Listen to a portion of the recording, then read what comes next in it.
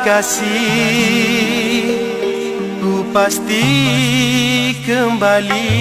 Tunggulah kekasih, ku pasti kembali padamu. Seorang aku pasti datang, aku pasti datang. Semenjak kau pergi, rasanya hatiku. Pulanglah kasihku, kembali padaku yang kini merindu. Tunggulah kekasih, ku pasti kembali.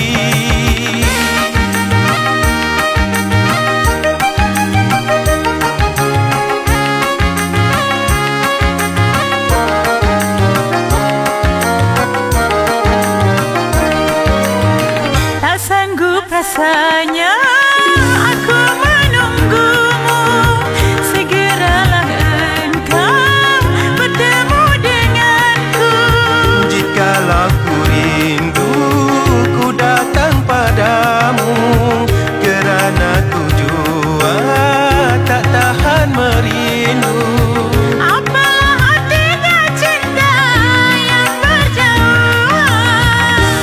Pulanglah segera, ku akan menunggu. Tunggulah kasihku, ku pasti kembali bersua denganmu. Gembira hatiku, kini kan bersatu.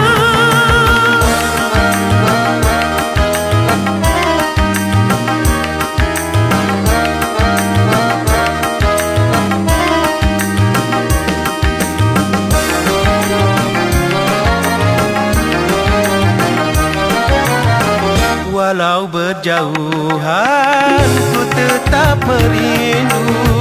Bersabarlah sayang, pasti ku kembali. Lamanya ku tunggu jawaban darimu. Pulanglah segera, dekatlah padaku. Walau ku berjauhan, dekat padamu. Marilah bersama membina bahagia. Benarkah katamu, wahai kekasihku? Marilah padaku, Gembira hatiku, kini kan bersatu.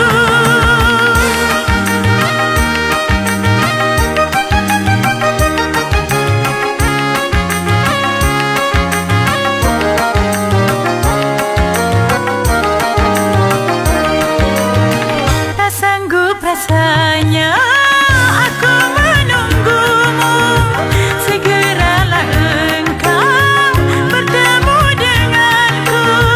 Senangnya rasanya bila ku mendengar keluhan hatimu hanya untukku. Kini aku gembiraan segala janji.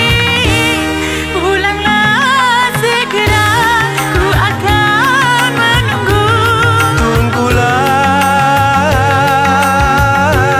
kasihku, ku pasti kembali bersama denganmu.